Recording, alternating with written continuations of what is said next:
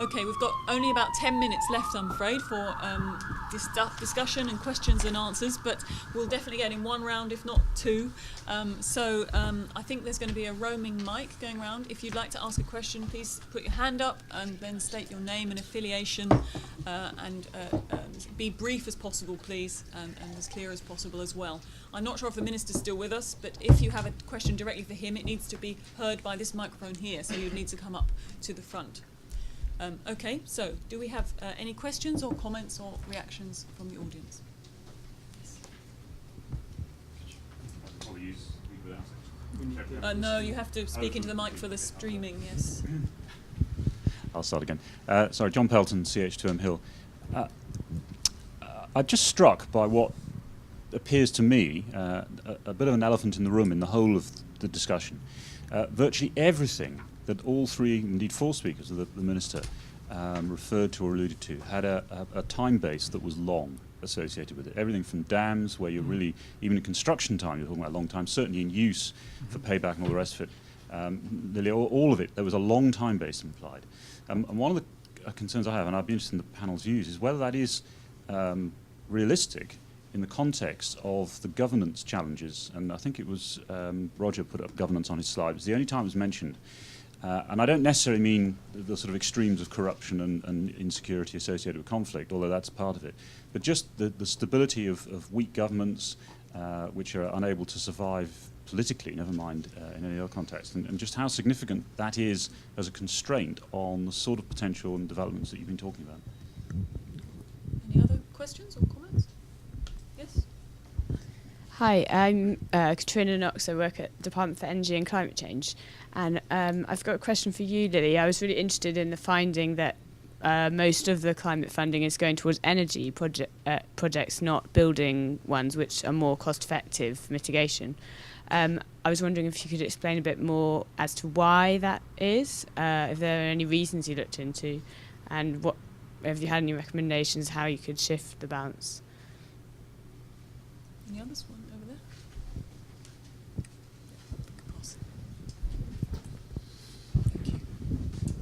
Mark Napier from CDC. There's very little mention through the discussion on the role of the private sector in funding water-related investment. I just wondered if the panel wanted to sort of suggest whether this was going to change in the near future, or were there interesting innovations that we're seeing.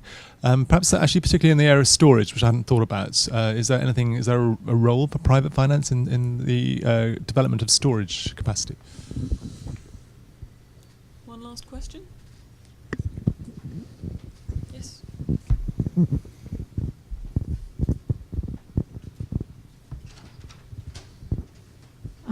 Raffaella Bellanca, independent consultant on sustainable energy. Same but better, but surely if we have to address mitigation, then a change in the way we do things would also be required. A post-fossil fuel society surely is going to look differently than what we have now, in the same way as Europe infrastructure that was built largely before fossil fuel kicked in is different from US infrastructure. Thank you. Alberto? Alberto Lema, Overseas Development Institute. This is a question to the Minister, if he's still here. In our report, we found that part of the transport strategies were divided between depending on country incomes, there was either an emphasis on public transportation, as you have explained, or an emphasis on biofuels. I just want to know what the Minister for Rwanda's strategy on biofuels was in terms of energy reduction, and also how infrastructure development fits into the wider low-carbon growth agenda of Rwanda. Great, thank you. Okay, who should go first, maybe? Are you ready to respond? Yeah, shall I go all of them or just a couple? Whichever, be selected. Whichever ones. All right, so thanks for that. Well, there was one question that was directed at me, so I'll answer that one first, and that's from Katrina. Just to say, I think that's a really excellent question. I could sit here and give theories, but the truth is I don't have an answer to that. And I think that the really interesting thing, I really don't want to make claims for things that this report hasn't achieved. As far as I know, there aren't any other or many analysis out there of where funding is flowing to. And you know, as I did say during the presentation, it's important to make this point clear, it's not a full analysis of climate-related infrastructure funding flows. So I can't sit here and say it's definitely not flowing to the right sectors. It just, I think it raises that question, and you know, from quite a low budget sort of report and project, and sort of just raises the spectre of, you know, perhaps this is an area in which we really should be investing more time and effort into working out, you know, getting a sort of more holistic picture of funding flows, and if they are not flowing optimally, as you say, working out why and then what we can do about that. So that's my response to that. So I think the other one, oh yes, there is another question, the first question from this gentleman here, about whether it's realistic in terms of the timescales, in terms of governmental challenges. I mean, I think that's an absolutely crucial point, and that is a point actually that we discuss a lot in the report, and I would urge you to read the capacity section if you can, but essentially we have very short timescales to achieve really very significant emissions reductions. And this is a very complicated task, and the majority of infrastructure assets that produce emissions in developing countries are government owned. So the government really is the key player here. And there's no clear answer to that. I mean, essentially development aid over time has taken two different courses. One is what we call a project-based approach, where you essentially get foreign money and foreign expertise in, and you sort of go into the country and do things. Obviously, we've been moving away from that model to a sort of model that's closer to, you know, developing country ownership and, you know, budget support and so on, and most people see that as a really positive thing. But I think there are questions over how feasible that is in the case of climate change. That's, you know, obviously quite a controversial thing to say, but like I said, that is discussed in greater detail in the report, and just sort of looking at the possibility of a sort of two parallel approaches where we have project-based aid and simultaneously capacity-building programs to enable the governments to build their capacity so that they can take more ownership of projects in the longer term. I'll let some other people take over now. Okay, Roger.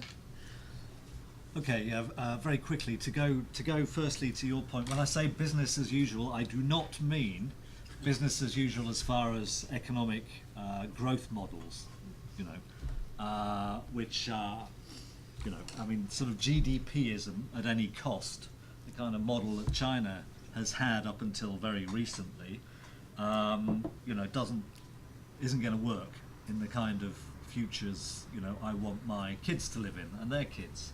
When I talk about business as usual, what I'm saying is a lot of what we need to build long-term resilience, and reduce vulnerability and reduce poverty overlaps in a very big way with what we should be doing anyway as part of a poverty reduction effort now, in terms of extending access to water supply and establishing, particularly in those countries which suffer from kind of chronic climate variability, many orders of magnitude greater than ours, building up a kind of minimum platform of hydraulic infrastructure and institutions with which to buffer that variability.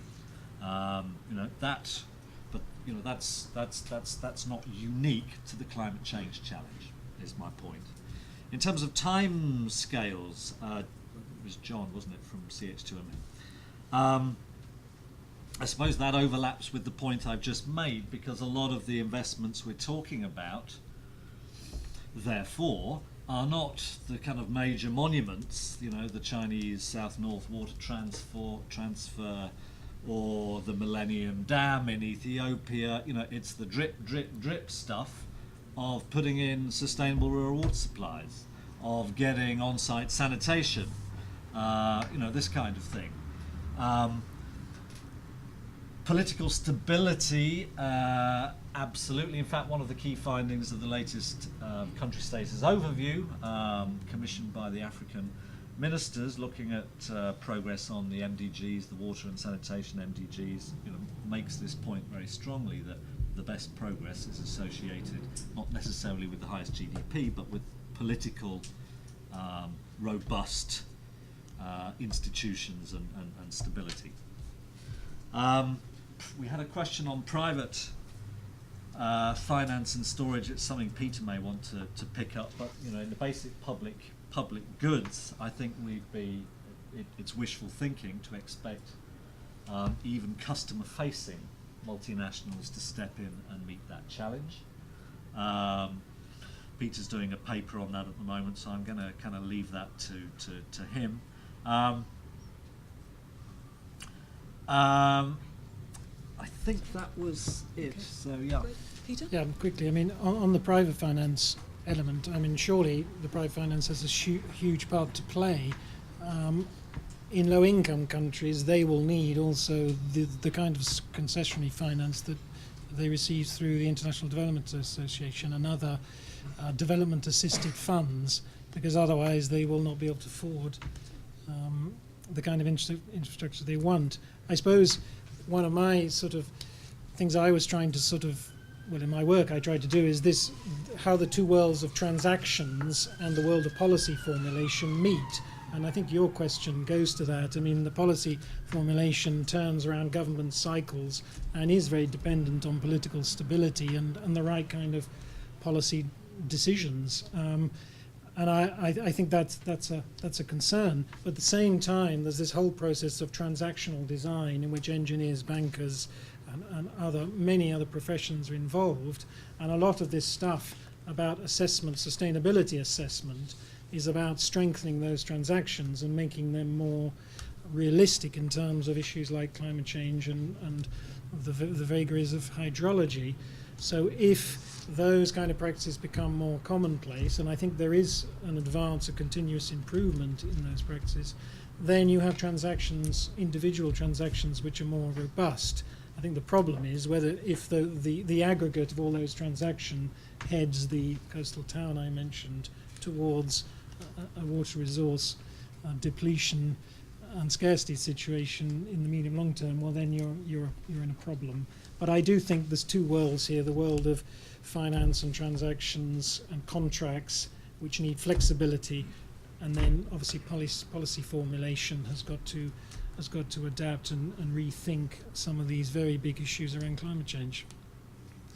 Great, thank you. And there was one question for the Minister. I don't know if the Minister is still around. Can we switch to the Minister, do you know? Or Minister, can you hear us? Yes, I can hear you. Did you hear the question that was directed at you around, I think, your biofuels strategy? Yes, I heard the question about our biofuels strategy. So here in Rwanda, we have started cultivating the plants which are on the base of which we can manufacture the biofuels to be used in places of fossil fuels. So we intend to continue to develop this so that this can replace a percentage of fossil fuels we were using. But it is a wrong strategy now. It has been started to be used in Rwanda. The biofuels are being used, but they are still at experimental level. And we intend to increase the fields and so that we can produce much in a few years. But there is also a question on the development of infrastructure so that they can be climate resilient or resist to climate change. We are working hard to convert the unpaved roads to paved roads so that we can reduce fuel consumption, then also implicitly the gas emission. We are also working hard on developing infrastructures, transport infrastructures, which can seriously resist on climate change by resisting acidity, high rainfall, and temperature variation. Well, also, we are interested in building codes that are climate responsive, where the design of our infrastructure are in somehow responding somehow on the climate challenges. We are also in development, as I mentioned in my speech, of the integrated transport system, where we would like to further the non-motorized transport, even if in this hilly country, some mode of transport like using bicycles is very difficult in some cities, but also we encourage people, we have started to encourage people to work and then continue to develop working sites along the roads, which used not to be sufficient in this country. We are also encouraging people to develop, to use the public transport and then discourage them to use their cars while moving in the city. In other words, constrain the use of cars. So these are our measures in as transport infrastructure are concerned to so that we can meet together in fighting against these climate change challenges. So thank you. Thank you very much, Minister. That's very helpful. Just wanted to add on the private sector question that we do have a private climate finance program within ODI that does a lot of work on this, so we should talk about that outside of this meeting. I think we should stop actually now. We're over time. I'm sorry about that. I just want to thank you all very much for attending today and for contributing questions. And do look on the website for the summary of this meeting and any outputs from the meeting as well. We'll probably put the presentations up there in PDF format. And do, of course, look out for future events as well. And it just remains for me to thank very much all of the speakers on the panel for what was a really interesting and informative discussion. Thank you.